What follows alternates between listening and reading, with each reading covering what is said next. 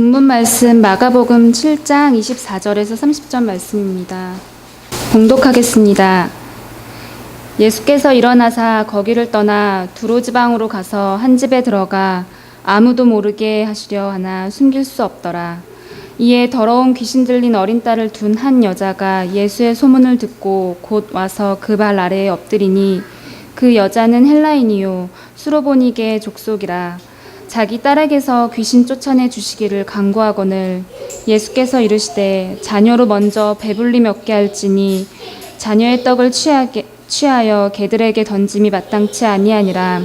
여자가 대답하여 이르되 주여 올소이다마는 상 아래 개들도 아이들이 먹던 부스러기를 먹나이다. 예수께서 이르시되 이 말을 하였으니 돌아가라. 귀신이 내 딸에게서 나갔느니라 하시매 여자가 집에 돌아가 본즉 아이가 침상에 누웠고 귀신이 나갔더라. 아멘. 잠시 기도하겠습니다. 거룩하신 아버지 하나님 감사합니다. 이 땅에 여전히 또 주께서 말씀을 허락하여 주시고 겸손히 주의 말씀을 통하여 주께서 우리에게 어떻게 살라 하시는지 또 궁금함과 또 소망함을 알게 하시니 감사합니다. 이 시간 들려지는 이 말씀 속에 전하는 자와 듣는 자 모두 성령 충만한 기쁨의 시간, 감사의 시간 되게 하여 주시옵소서. 예수님의 이름으로 기도합니다. 아멘. 네, 오늘의 본문은 마가복음 7장 24절로 30절의 말씀입니다. 이 본문은 드디어 이제 수로보니게 여자가 나오는 특별한 본문이 시작이 되고 있습니다. 바로 앞에서 저희가 봤던 것은 예수께서 바리새인과 서기관들의 그 위선을 무섭게 책망하시고 또 제자들에게 정말로 사람을 더럽게 하는 것은 외부에서 사람에게 들어가는 것이 아니고 사람의 마음에서 나오는 더러운 것들이라는 것을 분명하게 알려주시는 모습이 지난번에 우리가 확인했던 부분이었습니다. 그리고 그 더러운 것들은 무언가 새롭거나 비밀스러운 것이 아닌 그 말을 들었을 때 제자들이나 무리가 익히 알고 있는 것들이었습니다. 그래서 예수님의 가르침을 들었을 때 그 말씀을 들었던 그 자들은 그 말씀에 따라서 자신이 얼마나 정결한지 아니면 얼마나 더럽고 악한 것인지를 분명히 알았을 것입니다. 자, 이 가르침을 주시고 예수님께서는 제자들과 함께 그곳을 떠나십니다. 그리고 두로 지방으로 가셨습니다. 자, 예수님께서 공생 기간 동안 유대인들이 아닌 이방 사람들을 만나시고는 하셨습니다. 그리고 유대 지역이 아닌 근처 이방인 지역에 가셔서 또 복음 전파의 사역을 하시기도 하셨습니다. 오늘의 사건은 이방인 지역이었던 이 두로 지역에 가셔서 한 여인을 만나셨고 또 그 여인의 간구를 들어주신 사건이 오늘의 본문입니다. 자, 두로에 대해서 저희가 잠깐 살펴보면서 우리에게 메시지를 받기를 원합니다. 구약에서 이 두로는 본문에 따르니 구약에서 다윗 왕 때 궁전을 건축하기 위해서 두로 왕 히람이 사신들과 백향목과 석수와 목수를 보내 다윗성을 건축하도록 하여 도와주었던 나라였습니다. 또 솔로몬 왕 때는 그의 성과 또 예루살렘 성전을 건축하기 위해서 솔로몬이 두로 왕에게 사람을 보냅니다. 그리고 청하기를 자기 아버지 다윗의 성을 건축하면서 여러모로 그 도와주었던 것처럼 자신의 성과 예루살렘 성전 건축을 위해서 도와달라고 합니다. 그리고 그 다음에 나오는 것이 저희가 메시지로 삼을 만한 메시지인데 그때 두로 왕 후람이 이렇게 솔로몬에게 말합니다. 여호와께서 자기 백성을 사랑하심으로 당신을 세워 그들의 왕으로 삼으셨도다. 이게 역대기 하에 나오는 말씀입니다. 천지를 지으신 이스라엘의 하나님 여호와는 송축을 받으실지어다. 여호와를 위하여 성전을 건축하노라라고 두로 왕이 대답을 합니다. 자, 이렇게 두로는 역사적으로 당시에 이스라엘과 밀접한 관계를 맺고 있었음이 분명하고 또한 다윗과 솔로몬의 이러한 기록에 따르면 하나님을 인정하는 나라로 등장하고 있음을 우리는 보게 됩니다. 그런데 그 다음에 이제 시간이 흘러서 이스라엘이 남유다와 북이스라엘로 갈립니다. 그리고 선지자들이 다시 등장하기 시작을 이제 그 선지자들을 통해서 들려지는 두로의 모습은 매우 다릅니다. 자, 이사야는 이렇게 경고합니다. 두로에 대한 경고라. 다시스의 배들아 너희는 슬피 부르짖을지어다. 두로가 황무하여 집이 없고 들어갈 곳도 없으며 이 소식이 기띔 땅에서부터 그들에게 전파되었습니다. 자, 스가랴는 또 이렇게 예언을 합니다. 두로는 자기를 위하여 요새를 건축하며 은을 띠끌같이 금을 거리에 진흙같이 쌓았도다. 주께서 그를 정복하시며 그의 권세를 바다에 쳐 넣으시리니 그가 불에 삼켜질지라. 자, 아모스는 또 이 상황에서 경고하시기를 내가 두로성에 불을 보내리니 그 궁궐들을 사르리라라고 말씀합니다. 얼마 되지 않은 다윗과 솔로몬 때의 이 두로의 모습과 그 이후에 나뉘어진 사건에서 보여지는 이 두로와 시돈의 모습이 매우 다른 것을 우리는 본문을 통해서 보게 됩니다. 자, 결국 두로가 타락했고 그 자랑했던 것들을 하나님께서 친히 무너뜨리십니다. 그리고 에스겔은 이것을 이렇게 전하고 있는데 인자야 두로 왕을 위하여 슬픈 노래를 지어 그에게 이르기를 주 여호와의 말씀에 너는 완전한 도장이었고 지혜가 충족하며 온전히 아름다웠도다. 너는 기름 부음을 받고 지키는 그룹임이며 내가 너를 세움에 내가 하나님의 성산에 있어서 불타는 돌들 사이에 왕래하였도다. 내가 지음을 받은 날로부터 내 모든 길에 완전하더니 마침내 내게서 불의가 드러났도다. 계속해서 지금 두로에 대해서 여러분들이 들으시면서 하나님께서 특별하게 지금 두로를 보고 있다는 것을 우리가 알 수가 있을 것입니다. 내가 아름다움으로 마음이 교만해졌으며 내가 영화로움으로 내 지혜를 더럽혔으며 내가 너를 땅에 던져 왕들 앞에 두어 그들의 구경거리가 되게 하였도다. 내가 죄악이 많고 무역이 불의함으로 내 모든 성소를 더럽혔으며 내가 내 가운데서 불을 내어 너를 사르게 하고 너를 보고 있는 모든 자 앞에서 너를 땅 위에 죄가 되게 하였도다. 이것이 에스겔이 두로를 향하여 말씀하고 있는 하나님의 경고입니다. 자, 그런데 성경은 다시 두로 회복을 약속해 주시는데 그것은 이사야서에 나오는 말씀입니다. 자, 이사야서에서는 또 23절에 23장에서 70년이 찬 후에 여호와께서 두를 돌보시리니 그가 다시 값을 받고 지면에 있는 열방과 음란을 행할 것이며 그 무역한 것과 이익을 거룩히 여호와께 돌리고 간직하거나 쌓아두지 아니하리니 그 무역한 것이 여호와 앞에 사는 자가 배불리 먹을 양식 잘 입을 옷감이 되리라라고 말씀하고 있습니다. 자, 신약에 와서 이 예수님의 소문을 듣고서 본문에 따르니 예수님께 나오는 사람들이 있었는데 이는 이 유대 지방뿐만 아니고 두로와 시돈에서도 많이 생겨났음을 성경은 분명하게 보여주고 있습니다. 마가복음 그 3장 8절에 우리 저희가 보았던 데 따르면 유대와 예루살렘과 이두메와 요단강 건너편과 및 두로와 시돈 근처에서 많은 무리가 그가 곧 예수께서 하신 큰 일을 듣고 나아오는지라라고 기록을 하고 있습니다.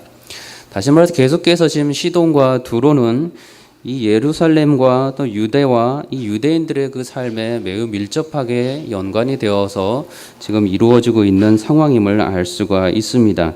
예수님께서는 시돈과 두로에 대해서 말씀하시기를 화 있을진저 고라시나 화 있을진저 베세다야 너희에게 행한 모든 권능을 두로와 시돈에 행하였더라면 그들이 벌써 베옷을 입고 제에 앉아 회개하였으리라. 이것이 예수님께서 직접 하신 말씀입니다. 우리가 디로와 시돈은 갈릴리 위쪽에 있는 도시임을 우리는 지도를 통해서 그려볼 수가 있고 여기서 말하는 고라신과 베스다는 밑에 쪽에 있는 오히려 좀 더 가까운 곳에 있는 도시임을 우리가 알 수가 있습니다. 지금 계속해서 성경에서 일관적으로 보여주고 있는 부분은 이 두로와 시돈이 비록 이방인의 지역이었지만 하나님을 아는 사람들이 있었고 또한 계속해서 하나님을 아는 사람들이 있는 지역으로 나타나고 있음을 알고 있습니다. 자, 이 상황에서 예수님께서 다른 지역이 아닌 갈릴리 그 게네사렛 땅을 떠나서 두로 지방으로 가신 것은 결코 우연이 아닌 복음 안에서 매우 특별한 의미로 우리가 찾아볼 수가 있을 것입니다. 자, 본문에 따르면 그런데 예수님께서는 이 이방인 지역인 두로에 가셔서 하나님 나라를 선포하시거나 또는 복음을 가르치려고 떠나지 않으신 것을 마가복음에서는 분명하게 알려주고 있습니다. 본문에 따르면 두로에 가셔서 한 집에 들어가 아무도 모르게 하시려 하셨다라고 기록하고 있습니다. 이 본문은 같은 사건을 기록하고 있는 마태복음에서는 나와 있지는 않지만 분명히 마가복음에서는 이 사건을 이 구절을 분명히 기업함으로써 예수님이 지금 어떤 마음으로 이곳에 가셨는지를 우리에게 알려주고 있습니다. 하나님 나라의 선포를 위해서 이 이방인 지역에 예수님께서는 가지 않으셨습니다. 근데 우리가 조금만 저 뒤돌아보면은 이 마가복음 5장에서 귀신 들린 자를 온전케 해주신 그 예수님의 사건과 분명하게 대조가 되는 것을 우리는 알 수가 있습니다. 예수님께서 친히 제자들의 그 믿음을 꾸짖으면서까지 이방인 지역으로 가셨습니다.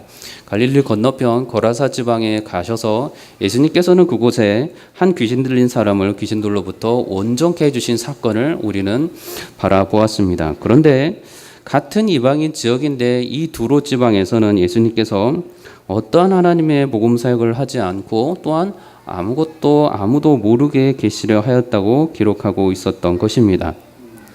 자, 이것은 예수님께서 지금 복음에 매우 소외된 지역, 여전히 복음의 열애 지역이었던 이방인은 지역에 예수님께서 지금 서 계시고 있는 또한 분명한 사실을 우리에게 알려주고 있습니다.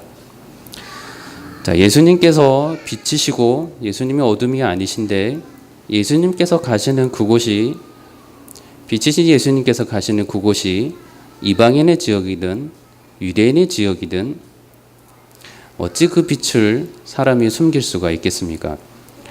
성경의 본문은 예수님 말씀을 통하여서 오히려 역설적으로 예수님의 그 빛 되심을 강하게 비추어주고 있는 것이며, 이것은 우리가 성경 본문에서 주께 사신 사역을 보고 말하지 말라고 했을 때 오히려 그 사람들이 더욱 예수님의 크신 능력을 전파했던 사실을 기억을 한다면 이 빛 되신 예수의 그 모습이 가시는 그 걸음걸음의 곳곳이 지금 무한한 복이 되고 있는 것을 역설적으로 저희가 알 수가 있습니다.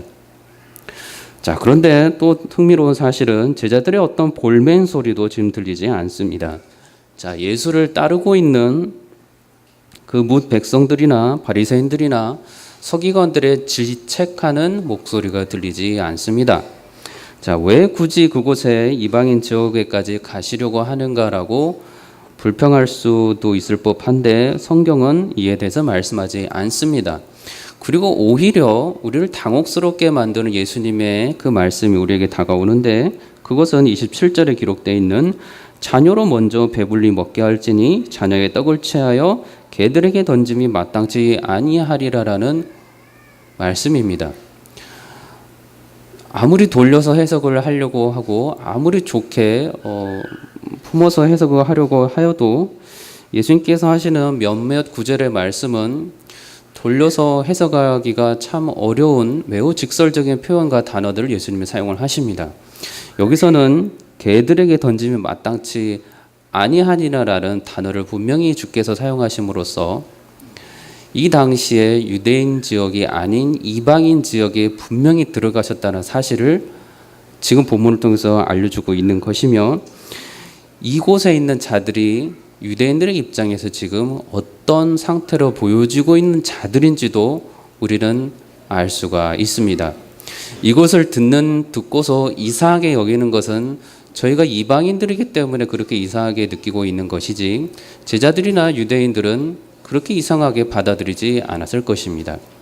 지금 이 사실은 매우 분명한 이방인의 당시에 유대인들이 바라보는 모습으로도 우리가 이해할 수가 있습니다. 자, 예수님께서 이 말씀을 듣는데 누구에게 하십니까? 자, 이 정도의 말씀이라면 바리새인 정도 되고 서기관들 정도 돼서 그래도 조금 비난받아도 괜찮고, 그래도 좀 자존심을 꺾어도 괜찮고, 조금 모욕을 받는 것이 오히려 공의롭다고 생각할 수 있는 사람들에게 들려지는 말이어야 이거에 대해서 우리가 이해할 법한데, 지금 이 말을 하고 있는 대상이 너무나 당혹스럽습니다.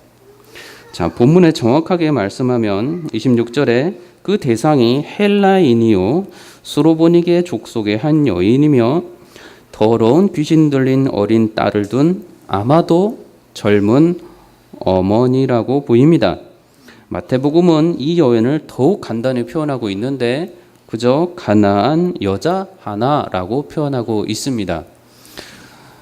가나안 여자 하나이고 헬라인이고 족속의 한 사람이고 어린 딸을 두었는데 그 딸마저 귀신이 들려서 너무나 고통스러운 삶을 살고 있는 그 어머니에게 예수님께서는 사실상 개들이라라는 단어까지 분명하게 표현하시면서 자신의 메시지를 들려주고 있는 것입니다. 자, 그런데 저희가 구원받은 자로서 살아가는 삶은 우리가 인정하든 인정하지 않든 유대인들을 통한 그리스도의 말씀이 지금까지 전해진 은혜를 우리가 받고 있다는 사실을 잊을 수가 없습니다. 이 바울의 여러 가지 말 중에서 저희가 믿음 안에서 잘 해석해야 되는 부분이 바울이 로마서 11장에서 얼마나 분명하게 이방인과 유대인들을 구분하고 있는지를 우리는 알 수가 있습니다.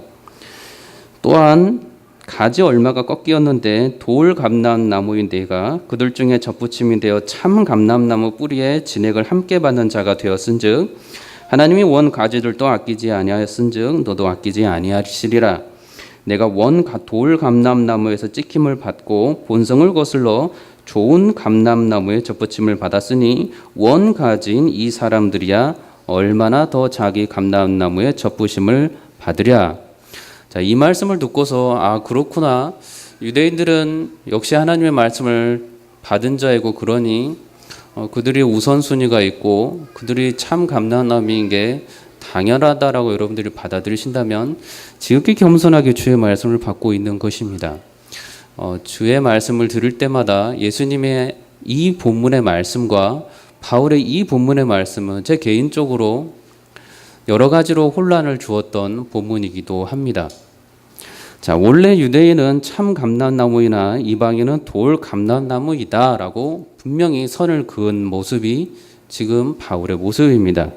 자, 유대인은 원 가지이지만 이방인은 접붙임을 받은 가지이다라고 말하는 것도 바울이 분명히 선을 긋고 있는 모습입니다. 예수 그리스도 안에서 한 성령 안에서 유대인과 이방인들이 하나가 되었고 그 이상 헬라인이나 다른 이방인이나 서로 다르지 않고 그리스도 안에서 하나가 됨은 주의 특별한 은혜임이 분명하지만 거슬러 올라가니 이 바울이 구분하고 있는 개인의 고백이 아닌 성경에 기록된 말씀으로 우리가 받아들일 때 원 감람나무와 돌 감람나무 위치는 분명히 존재하고 있음을 우리는 받아들여야 할 것입니다. 오히려 그것 때문에 저와 여러분들이 구원받은 자로서 이방인 중에서 예수 그리스도를 알고 아브라함의 영적인 자손이 되었다는 사실은 어마어마한 축복이 되고 있습니다. 그렇기 때문에 우리가 예수 그리스도 구원의 반열에 들어서게 되었다는 사실이 너무나도 귀한 모습이기도 합니다. 자, 그렇기에 헬라인이며 또 가나안 이방 여인이었던 이 여인이 예수님을 만나는 장면은 저 여러분들이 이렇게 말씀을 듣고 구약을 보고 신약을 보면서 나의 말씀으로 받아들일 수 있는 것처럼 이방인을 향한 구원의 사역이 활짝 펼쳐질 것임을 미리 예고하고 있는 것이기도 합니다. 또한 동시에 이 복음의 사역이 이제 제자들을 통하여서 이렇게 확장될 것임을, 이방인들에게 확장될 것임을 미리 알려주는 것이기도 합니다. 자, 두 번째 이 상황에서 매우 특별한 점은 가나안 여자가 어린 딸을 둔 여인이라는 사실입니다. 자, 여자가 사건의 주인공으로 등장할 때면 우리가 그 당시의 상황을 기억을 한다면 이 사건이 매우 절박하다는 것을 알 수가 있습니다. 절박하고 간절했던 그녀가 이방인의 지역이라고 해서 특별하게 여인을 우대하였거나 이방인의 지역이라고 해서 특별하게 그 여인의 모습이 높임을 받았던 것으로는 생각하기 어렵습니다. 오히려 사회 속에서 능력이 있는 자도 아니었을 것이고 남들에게 인정받고 있는 지식이나 지혜가 많은 자도 아니었을 것입니다. 사회적으로 인정받는 정치 지도자나 종교 지도자도 아니었을 것입니다. 성경 그러한 특별한 지도자가 예수께 나와왔을 때는 그의 신분을 분명하게 밝히고 있습니다. 회당장이라든지 바리새인이라든지 사두개인이라든지라는 분명한 신분을 내세우면서 매우 특별한 위치에 있는 자가 예수께 왔다고 말하고 있습니다. 그 외의 사람들은 그렇지 않은 사회적으로 특별히 연약한 위치에 약한 위치에 있었던 자들이 예수께 왔다는 것으로 우리는 충분히 이해할 수가 있습니다. 자, 그런 상태의 여인이었기에 그의 간구가 예수께 얼마나 참으로 간절하고 애절해 보였을지를 우리는 이해할 수 있습니다. 자, 같은 내용이 마태복음 15장에 나오는데요. 함께 보시면서 제가 마태복음 15장의 내용과 마가복음 이 본문의 7장의 내용을 함께 연결해서 읽어드리도록 하겠습니다. 마태복음 15장 21절로 28절을 한번 펴보시고 오늘 본문을 좌우로 보시면서 제가 여러분께 들려드리도록 하겠습니다. 읽어드립니다. 자, 수로보니게 헬라인인 가나안 여자 하나가 두루 지방에서 예수가 왔다는 소문을 듣고 그에게 나와 소리 질러 가로되 주 다윗의 자손이여 나를 불쌍히 여기소서 내 딸이 흉악히 귀신 들렸나이다. 내 딸에게서 귀신을 쫓아 주소서 하고 간구하되 예수께서 한 말씀도 대답지 아니하시니 제자들이 와서 청하여 말하되 그 여자가 우리 뒤에서 소리를 지르오니 보내소서. 예수께서 대답하여 가라사대 나는 이스라엘 집 잃어버린 양 외에는 다른 데로 보내심을 받지 아니하였노라 하신대 여자가 와서 예수께 절하며 가로되 주여 저를 도우소서. 대답하여 가라사대 자녀로 먼저 배불리 먹게 할지니 자녀의 떡을 취하여 개들에게 던짐이 마땅하지 아니하니라. 여자가 대답하여 가로되 주여 올소이다마는 개들도 제 주인의 상에서 떨어지던 아이들의 먹던 부스러기를 먹나이다 하니 이에 예수께서 대답하여 가라사대 여자야 내 믿음이 크도다. 내 소원대로 되리라. 돌아가라. 귀신이 내 딸에게서 나갔느니라 하시매 여자가 집에 돌아가 본즉 아이가 침상에 누웠고 귀신이 나갔더라. 자, 이렇게 연결을 해볼 수가 있습니다. 매우 절박한 상황에 처해 있었던 이 여인이 예수의 소문을 듣고 예수를 찾아왔습니다. 그런데 이 상황은 단지 예수께서 그 여인의 그 절박함을 고쳐주어도 그만이고 고쳐주지 않아줘도 그만인 상황이 아니었음이 분명합니다. 다시 말해서 그 여인의 딸이 귀신 들려서 매우 고통 가운데 있는 것을 이 여인이 그저 감당할 수 있을 정도의 고통이 아니었음을 우리는 이 본문을 통해서 알 수가 있는 것입니다. 자, 예수만이 자신의 딸에게서 이 귀신을 내쫓을 수 있으며 또한 그 뒷부분에서 나오는 바처럼 예수님의 말씀만으로도 이 귀신이 쫓겨나갈 수 있다는 믿음을 놀랍게도 이 여인이 가지고 있었습니다. 자, 절박한 상황에 처한다고 하여 모두가 그리스도께로 나올 수만 있다면 복음이 얼마나 쉽게 전파되고 하나님의 복음의 전파의 사역이 얼마나 효과적으로 전달되고 있을 수 있겠습니까? 그러나 예수께 나아갔다 하더라도 그가 예수께서 자신의 모든 절박한 상황을 해결해 주실 것이라는 믿음을 갖게 되려는 보장이 없습니다. 그러니 이 여인의 그런 간절함과 믿음은 온전히 하나님으로부터 오는 은혜임도 분명합니다.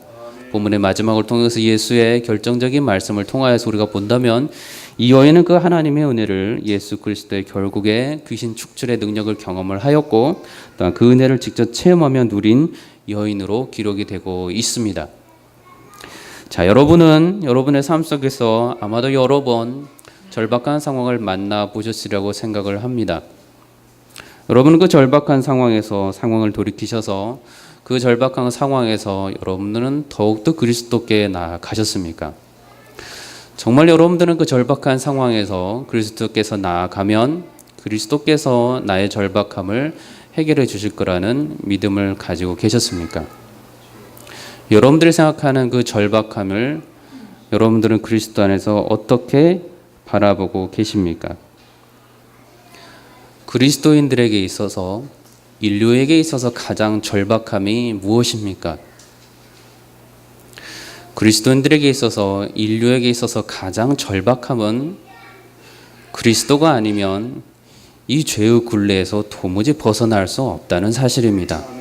이것이 가장 고통스럽고 가장 어렵고 가장 참담한 아픔입니다. 여러분들 여러분들의 삶 속에서 가장 절박함이 무엇이었습니까? 물론 우리가 인생을 살아가면서 물질적으로 관계에서 또는 그 외 여러 가지 삶을 통해서 절박한 상황이 찾아옵니다. 그 절박함과 내가 그리스도께 매여 있지 아니하고 내가 죄의 사슬에 매여 있고 내가 사탄 마귀의 죄의 멍에에서 여전히 벗어나지 못하고 있던 두 가지 절박함 속에서 여러분들은 정말 무엇이 절박한 것으로 알고 살아오셨습니까? 앞으로 여러분들이 구원받은 자로서 여러분 똑같은 상황이 주어질 때 여러분들에게 절박함은 과연 또한 무엇입니까? 이전에 찾아왔던 그 절박함이 또다시 세상을 향한 절박함으로 내게 다가오고 있습니까? 아니면 내가 그리스도 안에서 죄사함을 받았고 용서함을 받았고 구원을 받았고 영원한 생명을 약속받았으니 더 이상 이 땅에서 절박한 아픔은 없다고 믿으시겠습니까? 그리스도 안에서 죄의 용서함을 받은 것보다 절박함을 해결한 것은 없습니다. 우리가 인정을 하든 인정하지 않든 이것을 위해서 예수 그리스도께서 오셨고 이것을 통하여서 우리는 그리스도께서 우리를 향한 구원의 뜻을 우리가 알고 주 앞에 나아갈 수 있게 되었습니다. 오랜 기간 동안 여러 곳에서 말씀을 듣고 말씀을 따라 들으셨습니까? 내 처지와는 상관없이 나의 죄의 이 절박함에 어느새 익숙해 버리셨다면 저희가 여전히 죄의 절박함과 죄의 치명적임을 알지 못하고 있는 것입니다. 그리스도께서 저 여러분들의 죄를 위하여 십자가에 못 박혀 돌아가셨습니다. 그 예수 그리스도는 하나님이셨고 하나님이 독생하신 아들이셨습니다. 인간으로 오셨기 때문에 사람들과 친구가 되어주셨고 사람들이 그를 뺨을 때리고 침을 뱉고 모욕을 할 수 있는 존재로 오셨기 때문에 그가 만만해 보이시는 게 아니고 그가 본질상 하나님이셨다는 것을 분명히 성경은 기록을 하고 있습니다. 하나님께서 인간으로 오셔서 우리를 위해서 돌아가심은 우리의 죄로부터 용서함을 얻게 하여 주시기 위함이었습니다. 그만큼 이것은 하나님 편에서 가장 절박한 것이었고 가장 절망스러운 것이었음이 분명합니다. 그것을 알고 있는 그리스도인은 그로부터 자유함을 얻게 된 사실에 주께서 생명을 주시는 그날까지 항상 감사하고 주 앞에 나아가야 할 것입니다. 여러분들은 여러분들이 사랑하는 사람을 위해서 구원함을 위해서 기도하고 계십니까? 그 절박함이 여러분 가운데 있지 아니하면 내가 받은 구원의 그 절박함과 귀중함과 소중함이 성령께서 알려주시지 않으면 다른 사람의 구원을 위해서 간절히 기도할 수가 없습니다. 예수 그리스도께서 왜 굳이 이 땅에 내려오셔서 좋은 말씀 전하시고 그렇게 살다 돌아가셔도 되건만 어찌하여 주께서 십자가에 못 박혀 돌아가셔야만 했는지를 그 죄에 대한 절박감을 성령께서 알려주시지 아니하시면 우리 개인의 구원과 또 뭇 백성들의 구원을 위해서 진실로 그렇게 절박하고 애절하게 기도할 수가 없습니다.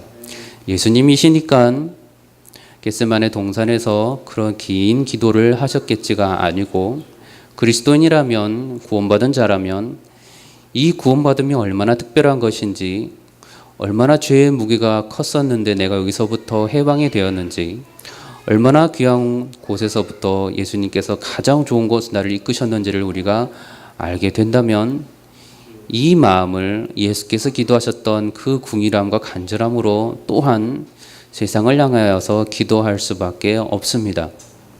그러니 그리스도인이라 하면서 나와 내 가족만을 위하고 그리스도인이라 하면서 세상을 향한 마음이 생기지 않는다면 그는 참된 절박함을 아직도 모르고 있는 것입니다.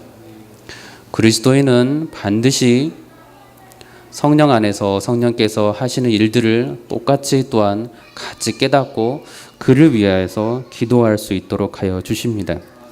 성령께서 말할 수 없는 탄식으로 우리를 위하여 기도하신다고 하셨습니다.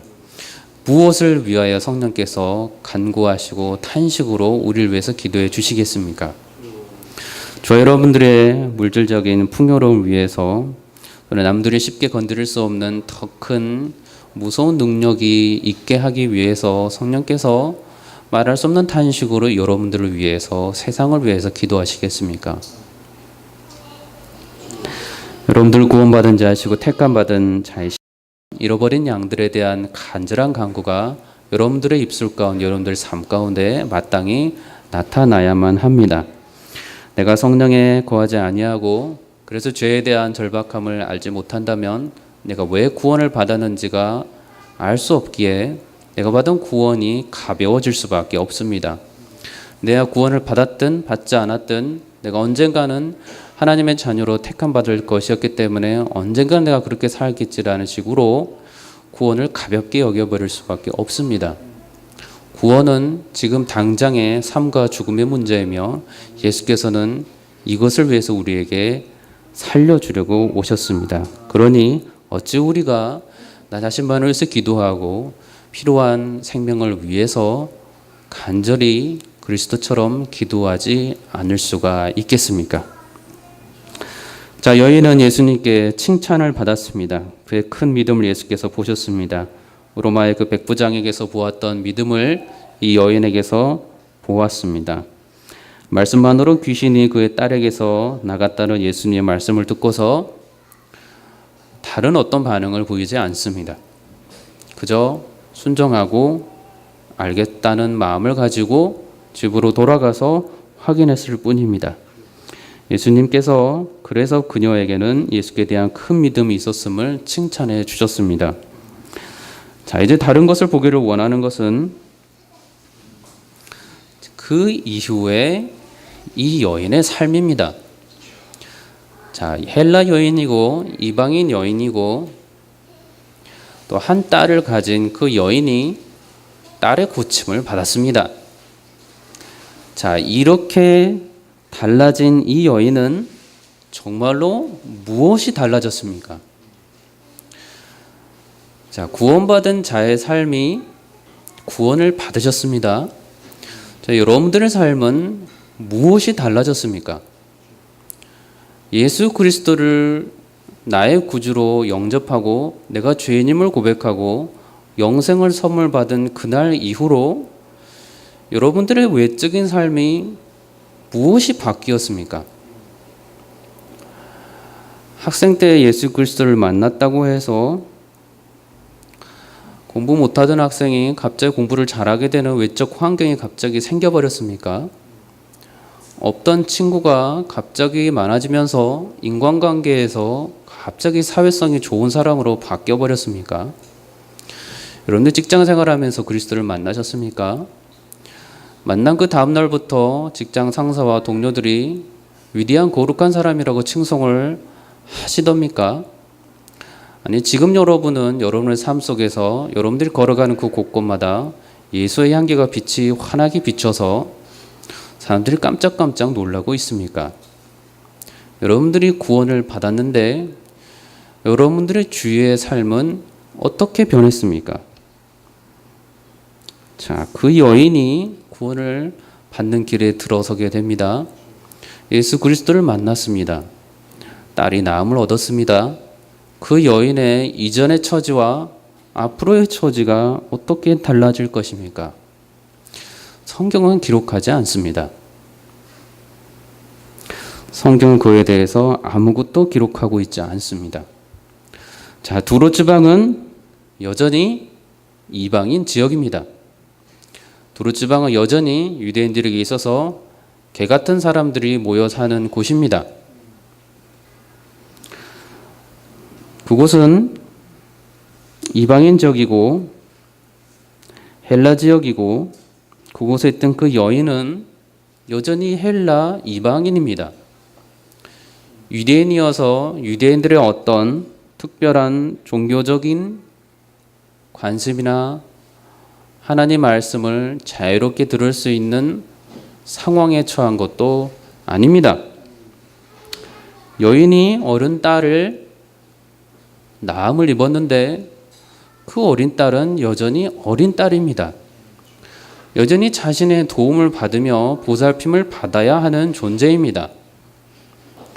장성한 아들이 갑자기 나타난 것도 아니고 주위의 그 여인의 사회적인 신분이 갑자기 좋아져 버린 것도 아니고 집에 돌아갔더니 예수님께서 기적을 베푸시며 동시에 침대 밑에 금은보화를 잔뜩 숨겨놓게 하셔서 보물찾기를 한 것도 아닙니다.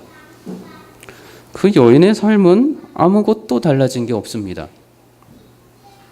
그 본문이 오늘 본문에 기록이 되어 있고 우리는 이 본문을 보며 위대한 예수 그리스도의 기적의 역사라고 지금 찬양하고 있습니다.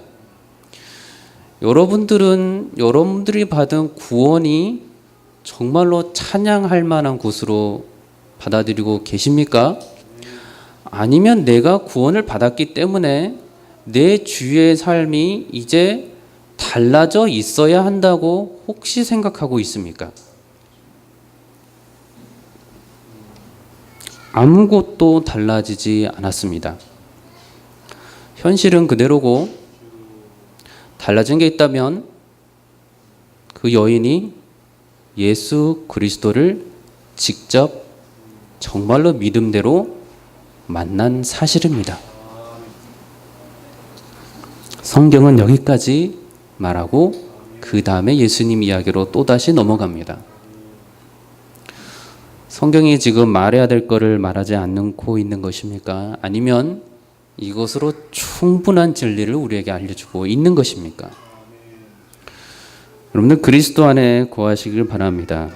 그리스도를 만나시고 그리스도의 구원의 감격과 그 기쁨과 주로부터 노인의 그 즐거움과 그 희락이 얼마나 귀한 것을 이 땅에서 살아가시길 바랍니다. 그리스도인들은 이것이면 됩니다. 놀랍게도 이렇게 살아가는데 내 주위의 세상이 바뀝니다. 세상이 바뀌어지기 위해서 예수 그리스도를 믿었던 게 아닌데 내가 그리스도 안에서 이제 거룩하게 살려고 하다 보니 온유한 자가 되고 이전에 악한 말을 하던 자가 더 이상 시기하지 않고 질투하지 않고 편을 나누지 않다 보니 그를 따르는 사람들이 좋은 사람들이 만나게 됩니다. 이것이 하나님께서 성령의 사람에게 주시는 열매의 모습들이지 구원을 받았기 때문에 내 주위의 삶들이 갑자기 금은부화가 생겨서 내가 사회적으로 더 높임을 받아야만 하는 것이 보장되어 있는 것이 아니라는 말씀입니다. 성경은 그에 대해서 말씀하고 있지 않은 것이 오늘 본문을 통해서 알 수가 있습니다. 여인이 그의 딸이 나음을 받았고 그것으로 끝이라고 성경을 기록합니다. 주께서 두 이방 사람을 만났습니다. 한 사람은 로마 백부장이었고 한 사람은 두로의 헬라 여인이었습니다. 로마 백부장이 예수님으로부터 이스라엘 중에 이만한 믿음을 보지 못하였다고 극찬을 받았습니다. 이것이 예수님의 큰 기쁨이 되었습니다. 자, 두로의 헬라 여인이 본문에서 봤던 것처럼 그리고 마태복음에 따르면 여자야 내 믿음이 크도다 라는 칭찬을 받으며 예수님의 큰 기쁨이 되었습니다. 자, 이 두 이방 남자와 이 여자의 믿음을 칭찬하시는 예수님의 믿음은 더 이상 그 개인적인 칭찬에서 그치지 않고 있음을 우리는 또한 알게 됩니다. 그들은 이방인이었고 믿음을 가진 자들이었습니다. 놀랍게도 이 칭찬은 하나님의 말씀을 주야로 붙들고 있는 유대인들에게 주어진 칭찬이 아니었습니다. 자, 이 칭찬은 그리스도와 더불어서 먹고 마시고 그와 함께 눕고 자면서 모든 것을 같이 했던 제자들에게 주시는 칭찬도 아니었습니다. 자, 이 칭찬은 주의 말씀을 듣고 주의 능력을 실제로 그들의 눈앞에서 보고 심지어 그 기적의 체험까지 했던 자들에게 들려준 말씀도 아니었습니다. 이것은 오히려 그러고 보니 그렇게 살고 있는 자들에 대한 예수 그리스도의 엄중한 경고입니다. 여러분들이 그리스도 안에서 새 생명을 얻은 자로서 여러분들이 살고 계십니까? 여러분들은 그렇다면 칭찬받은 이 두 이방 사람처럼 여러분도 칭찬받을 만한 삶을 지금 믿음의 삶을 살고 계십니까? 아니면 여전히 수없이 믿음을 접하고 여전히 수없이 기도와 말씀을 접하고도 믿음 없는 자라 꾸짖음을 받았던 제자들의 모습처럼 여러분들은 살아가고 있습니까? 세례 요한이 하나님의 능히 이 돌들로도 아브라함의 자손이 되게 할 수 있다고 말씀하셨습니다. 베드로에게는 예수께서 친히 먼저 된 자로 나중되고 나중된 자로서 먼저 될 자가 많다라고도 말씀하셨습니다. 구원의 길은 모두에게 열려 있지만 모두가 받게 되는 선물도 아닙니다. 예수 그리스도를 믿는 믿음으로 살아가지만 그렇다고 해서 모두가 모세와 같이 이사야와 같이 바울이나 베드로와 같이 믿음이 굳건한 사람으로 거룩한 자로서 자연스럽게 살게 되는 것도 아닙니다. 자, 여러분보다 늦게 그리스도를 만났지만 힘을 다하고 뜻을 다하고 마음을 다하여 여호와 하나님을 사랑하고 내 이웃을 내 몸과 같이 사랑하는 거듭난 새신자들이 있을 것입니다. 예수 그리스도를 믿는 믿음으로 살아가고 늦게 돌아온 만큼 더욱더 그리스도를 향하여서 죄악된 길을 가지 아니하고 거룩함에 살아가는 것을 즐거워하는 거듭난 새신자가 있을 것입니다. 어려서부터 믿고 받아들이는 하나님의 말씀의 귀함보다 잊어서야 하나님의 말씀을 알게 되고 잊어서야 주의 말씀의 귀함을 알게 되었기에 그들보다 더 주의 말씀을 주야로 묵상하며 외우고 살아가는 거듭난 새신자가 있을 것입니다. 자신이 홀로 신앙생활을 하다 보니 시행착오를 거쳐서 이제는 내가 혼자 독서를 통하여 그리스도를 알 수 있다라고 말하는 그 누군가보다 믿음을 들음에서 받았기에 그래서 그리스도를 만났기에 공동체의 소중함과 교회의 소중함과 말씀의 소중함을 알고 살아가는 겸손한 거듭난 새신자가 있을 것입니다. 여러분은 그리스도를 어떻게 보고 만나고 계십니까? 여러분들에게 주어진 하나님의 말씀, 언약의 깊이가 어떻게 받아들이고 있습니까? 거듭난 새신자가 여러분들을 봅니다. 거듭난 새신자가 성령 충만한 가운데 그렇게 칭찬받는 믿음의 사람으로 살아가고 있는 그 말씀을 듣고 오랜 시간 동안 교회 생활을 하고 신앙생활을 했다고 하는 사람들을 바라보게 됩니다. 그리고 그들은 만약에 여러분들이 그리스도 안에서 주께 칭찬받는 삶을 살지 못하고 있다면 이상하게 생각하기 시작할 것입니다. 왜 저들은 저렇게 살고 있을까? 자, 여러분들은 그리스도인으로서 주께 돌아온 그 거듭난 새신자가 혼란스러워할 신앙의 삶을 살아가시겠습니까?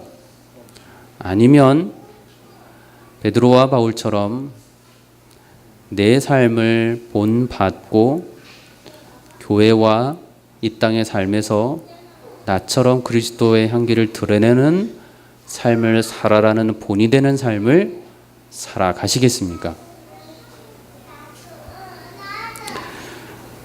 그리스도를 만난 이들은, 하나님의 능력을 체험한 이들은 예수 그리스도께서 하나님의 보내심을 받은 자이며 또한 메시아시고 구원자시고 주인 되심을 언제나 자랑하고 선포하고 살아갈 것입니다. 새신자이기 때문에 예수 그리스도를 이제 막 믿었기 때문에 그가 특별히 그렇게 한다고 여기지 않기를 바랍니다. 주님께 칭찬받는 자들은 이방인의 두 사람이었던 것을 잊지 않으시기를 바랍니다. 주께 책망을 받았던 이들은 오히려 주의 말씀을 가까이 하는 것으로 알려졌던 제자들과 바리새인과 서기관들이었다는 사실을 잊지 않으시길 바랍니다. 여인이 그리스도를 만났습니다. 그리스도를 만나서 그 여인이 아무렇게나 살아가는 것이 아니고 성경은 이제 그리스도를 만났으니 그리스도인답게 살아가라고 말씀하고 있습니다. 성경은 여인의 딸이 고쳐진 이후의 삶을 기록하고 있지 않지만 우리는 그 여인이 이제 복음이 점점 전파되는 것을 듣고 어떻게 예수 그리스도를 만났을까를 우리를 오히려 그려보고 바라볼 수가 있습니다. 그리스도 안에서 구원받았기 때문에 아무렇게나 살한 것이 아니고 베드로 전후서에 보면은 하지 않아야 될 것을 우리에게 말씀하고 있습니다. 음란과 정욕과 술 취함과 방탕과 향락과 무법한 우상 숭배를 하여 이방인의 뜻을 따라 행한 것은 지나간 때로 족하도다. 이후로는 사람의 정욕을 따르지 않고 하나님의 뜻을 따라 육체의 남은 때를 살게 하려 함이라. 이것이 아마도 그 여인이 후에 살게 되었을 삶일 것입니다. 너희가 더욱 힘써 믿음의 덕을, 덕의 지식을, 지식의 절제를, 절제의 인내를, 인내의 경건을, 형제 우애를, 사랑을 더하라. 너희가 정욕 때문에 세상에서 썩어질 것을 피하여 신성한 성품에 참여하는 자가 되게 하려 하셨느니라. 예수 그리스도로 구원받은 여러분, 그것이 우리의 삶 속에 가장 큰 기쁨이고 비할 수 없는 놀라운 축복입니다. 그렇기 때문에 우리는 그 축복을 알고 죄로부터 용서함 받은 무게감과 그 가치가 얼마나 귀한 것을 알기에 거룩하게 허락해 주시고 또한 그렇게 살 수 있도록 우리에게 성령을 부어주시는 그리스도의 뜻을 따라서 우리가 계속해서 거룩한 가운데 살아가야 함이 마땅합니다. 이 삶을 통하여서 기록되어 있진 않지만 그리스도 보혈교회가 구원받은 사람으로만 가득 찬 교회가 아닌 구원받은 사람이 구원받은 자로서 거룩한 신의 성품을 따라서 죄를 멀리하고 악한 마음에서 나오는 것들을 멀리하고 거룩함을 따르고 사랑이 넘쳐나는 복음에 합당한 공동체가 되기를 주의 이름으로 축원합니다. 기도하겠습니다. 거룩하신 아버지 하나님 감사합니다. 우리 가운데 예수 그리스도를 알게 해주시고 죄로부터 구원받음과 용서받음과 다시는 이 구원이 흐트러질 수 없는 것도 알게 해주신 주님의 은혜에 감사를 드립니다.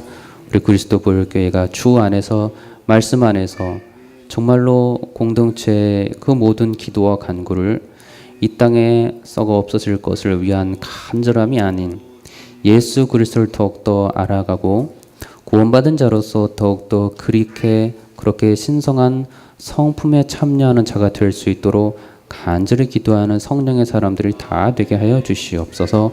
그래, 이 교회가 주의 사랑으로 가득 차서 서로가 서로를 더욱더 진리 안에서 사랑하고 공의 안에서 바르게 권면하는 귀하고 복된 교회 되게 하여 주시옵소서. 감사드리며 예수님의 이름으로 기도드리옵나이다. 아멘.